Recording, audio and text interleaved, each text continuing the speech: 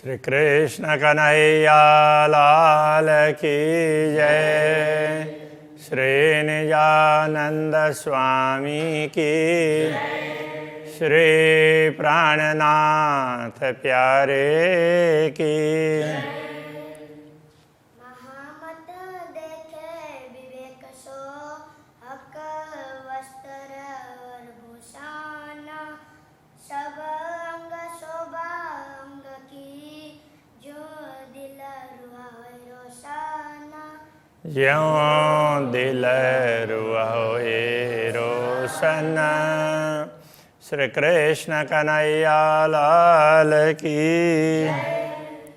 19वां प्रकरण पूर्ण ब्रह्म परमात्मा के यौवन, उनकी पूर्णता, तो उसमें अपार जोश होता है।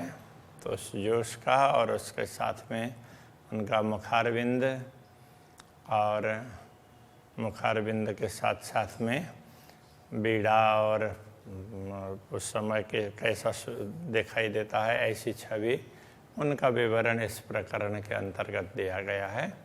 फेर फेर पट खोले हुकुम, निस्वत जान रोहन। कहते हैं कि अक्षरातीत धामधनी का आदेश है ना, वो बार बार पट को खोल देता है। क्यों? ब्रह्मात्माओं को पूर्ण ब्रह्म परमात्मा की अंगना समझ करके उनके हृदय में तो किसी प्रकार का पट नहीं होना चाहिए, ऐसा सोच करके उस पट को हटा देता है। अब ये भी कैसा होता है कि ये पट बार बार आता है, फिर हटाते रहते हैं। तो जैसे हटा करके पूरा हो जाए फिर तो कोई बात नहीं है, किंतु तो बार बार आवरण ढकने के लिए प्रयत्न करता रहता है। हक मुख अंग इश्क के ले देखिए, अरसा अंग तन। जब पट दूर हो जाएगा तो पूर्ण ब्रह्म परमात्मा के मुखारविंद का प्यार, तो इसको लेकर के पूर्ण ब्रह्म परमात्मा के पूरे स्वरूप के दर्शन करो, ऐसा करके कह रहे हैं। हक वर्णन जिमी सुपने, हुकुम है कया नेक सोए। पूर्ण ब्रह्म परमात्मा का वर्णन इस भूमि में किया है तो अक्षरातीत धामधनी के आदेश से ही, फिर भी यहाँ के अनुरूप थोड़ा कहा गया, अब यह ज़्यादा नहीं बताया जा सकता। हक इश्क एक तरंग से, रूह निकस न सके कोई। वैसे देखा जाए तो पूर्ण ब्रह्म परमात्मा के प्रेम का तरंग वो तो चारों तरफ फैले हुए हैं, तो उनमें से एक छोटे से तरंग में भी ये आत्मा वो उसमें वो जाती है ना, डुबकी मारती है, तो तरंग तो इधर से उधर ले जाती है ना। तो इस तरह से आत्मा तो वहीं इधर उधर घूमेगी, उससे बाहर निकल ही नहीं सकती है। जैसे समुद्र में, समुद्र के तरंगों के चपेट में कोई आ जाए तो फिर वो बाहर नहीं निकलता, तो उसी में ही तो गोता खाता रहता है। तो ये आत्मा भी तो उसमें वो झूलती रहती है, उससे मस्त रहती है। कहने का तात्पर्य यह है, थोड़ा सा भी उसको मिले तो उसमें वो मस्त रह जाती है। सुंदर मुख मासुक का और अंग सवे सुंदर। पूर्ण ब्रह्म परमात्मा का मुखारविंद बड़ा सुंदर है, तो इसके साथ साथ उनके अंग प्रत्यंग सभी सुंदर है। सो क्यों छूटे आशिक से जब चुभे हैड़े अंदर। ऐसा स्वरूप पूरे अंग प्रत्यंग जब ब्रह्मात्माओं के हृदय में अंकित हो जाते हैं तो फिर वो उनसे छूटते नहीं हैं।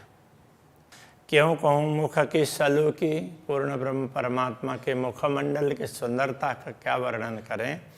और क्यों कहूँ सुंदरता, तो सलू की तो और सुंदरता तो ये एक जैसी बातें हैं बनावट के हिसाब से।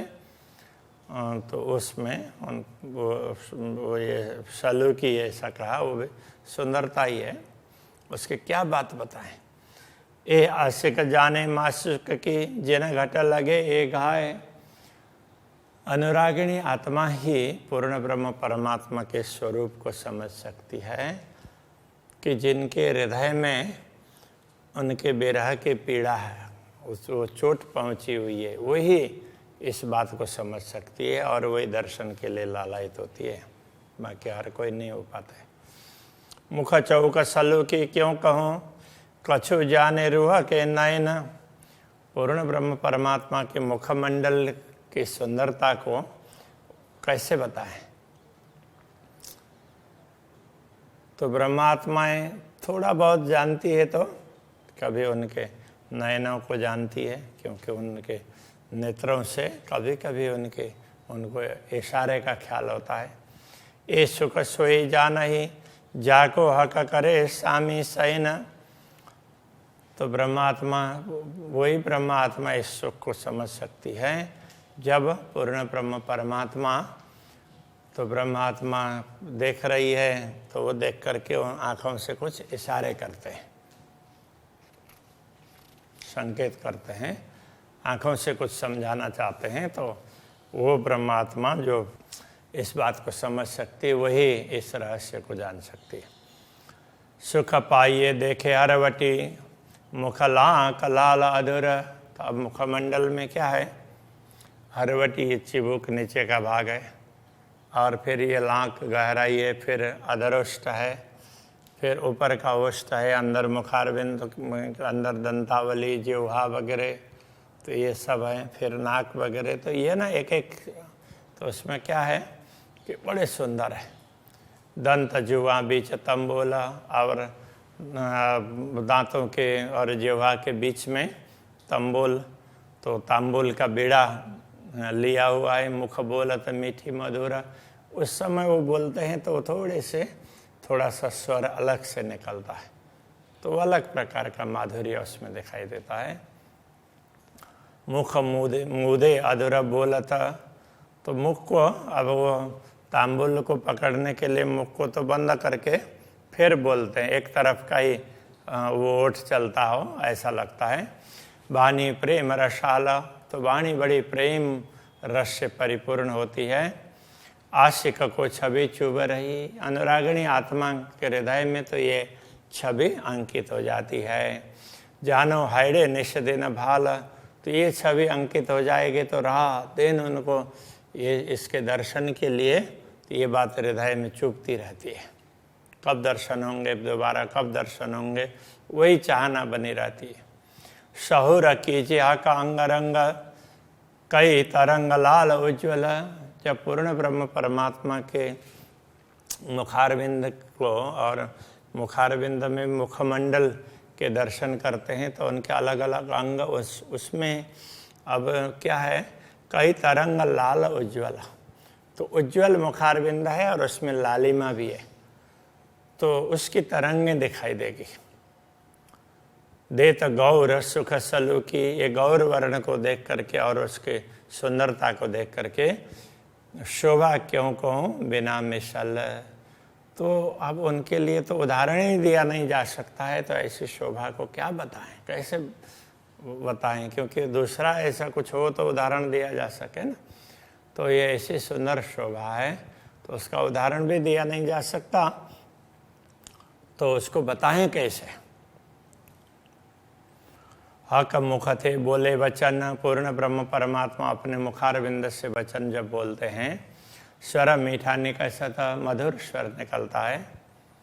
सो सुनता अरस रूहों को, दिल उपजता का लज्जता। वो बातों को सुन करके ब्रह्मात्माओं को परमधाम का स्वाद प्राप्त होता है। यदि नश्वर शरीर धारण करते हुए भी तो ब्रह्मात्मा इतनी तल्लीन हो सकती हो अक्षरातीत के प्रति और उनकी बातों को सुने तो उसको अपार सुख प्राप्त होगा। परमधाम का जैसा सुख होगा वो दुनिया में ऐसा सुख नहीं मिलेगा। हक स्वर कैसा हो इसी और कैसी हो इसी मुखवान।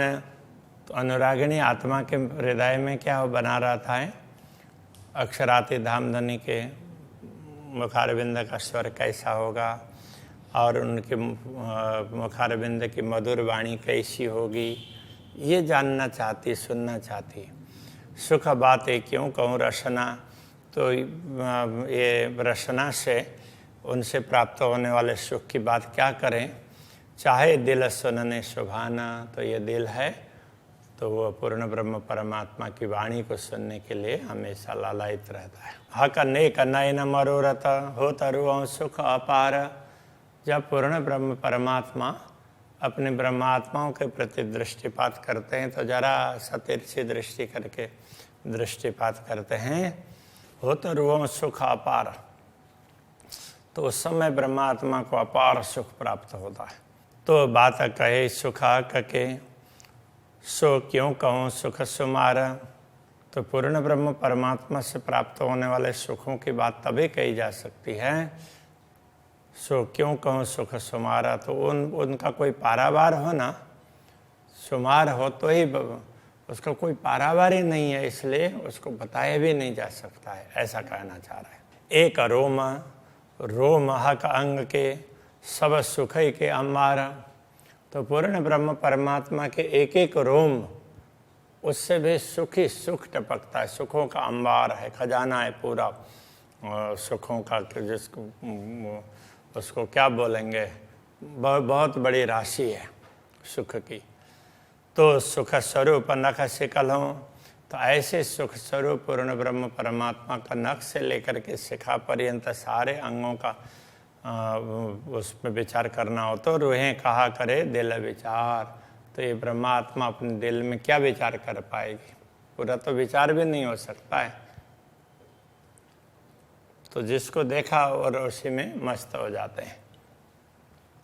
ज्यों रोम स्वप्न के अंग को त्यों रोम न अरस अंग पर।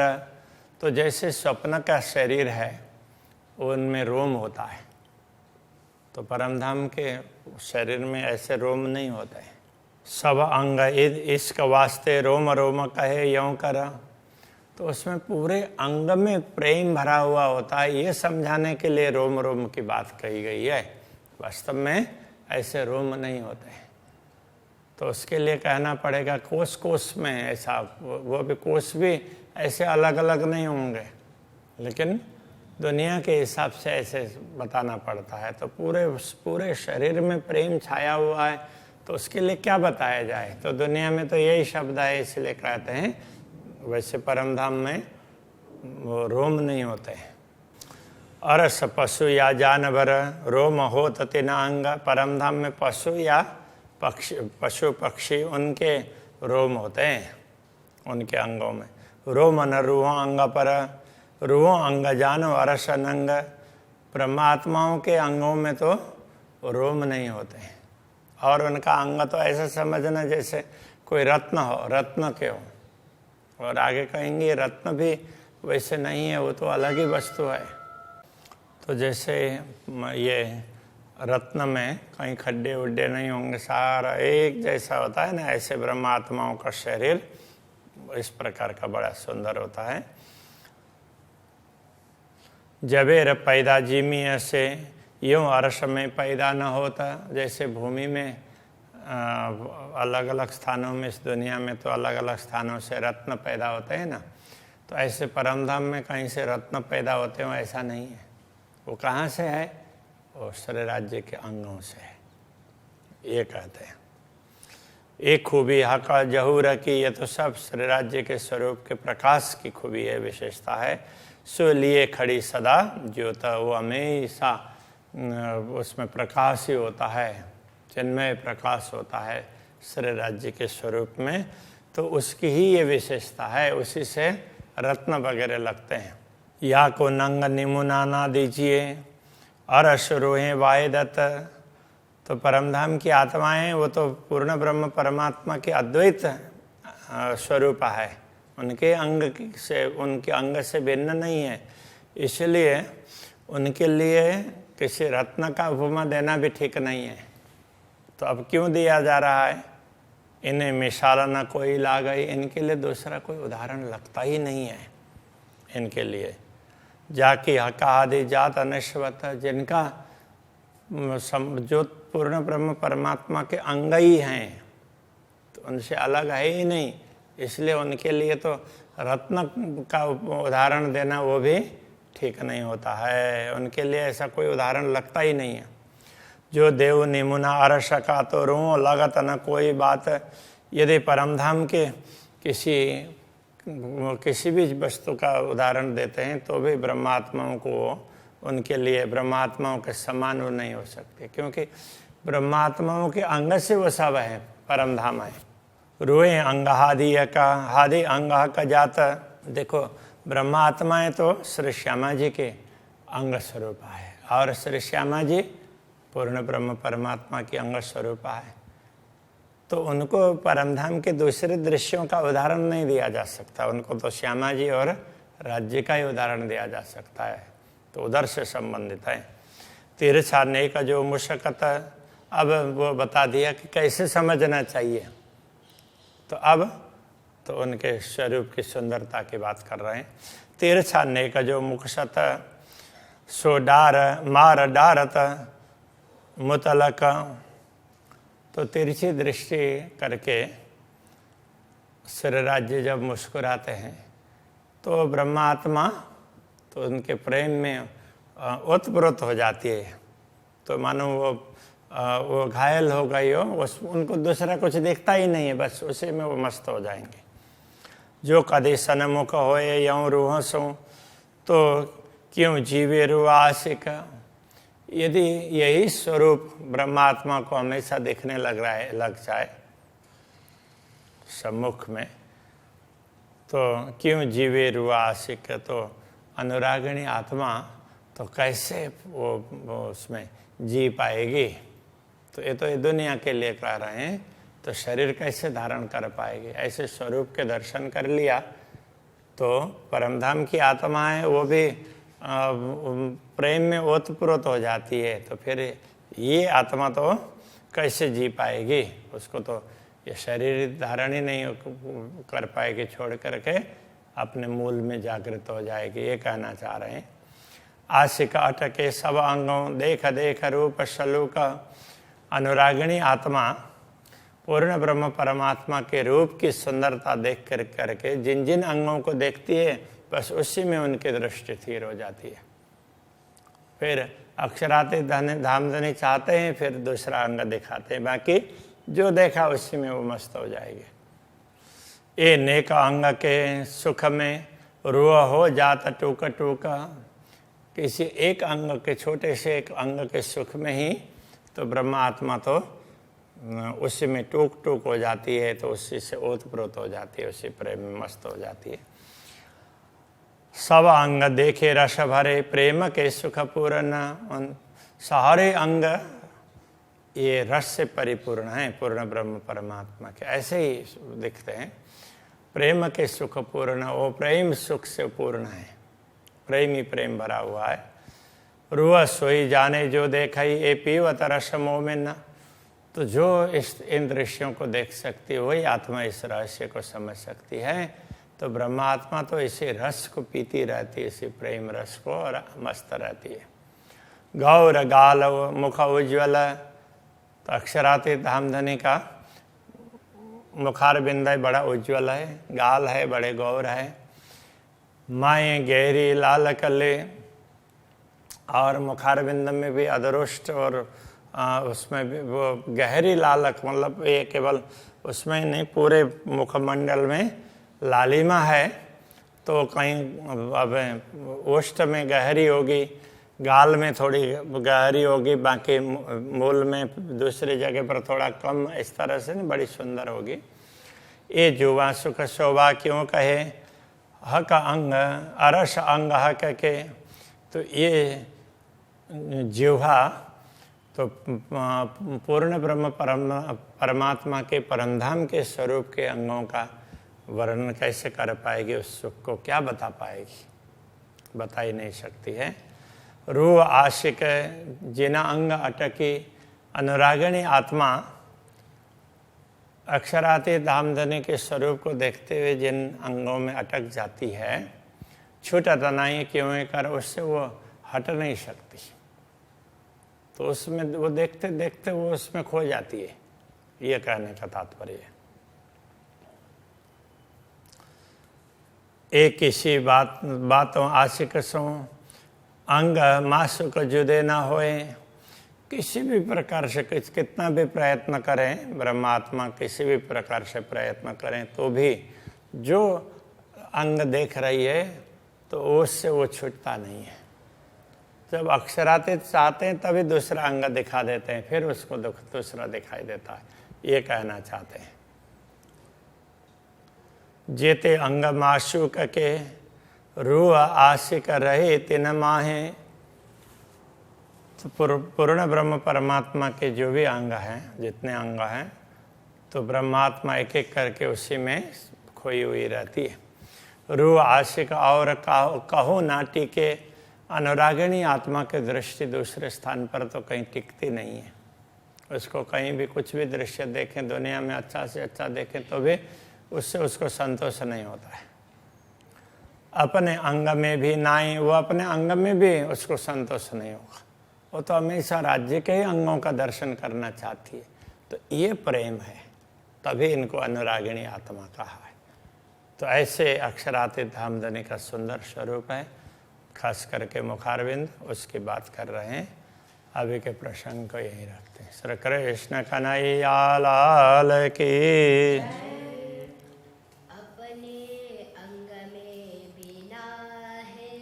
अपने अंग में भी ना है, जीते अंग मासुक के।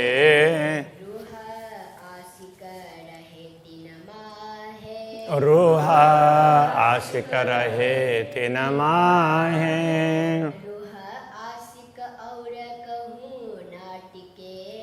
रूह आशिक और कहूँ ना टीके। अपने अंग में भी ना है, अपने अंग में भी ना है।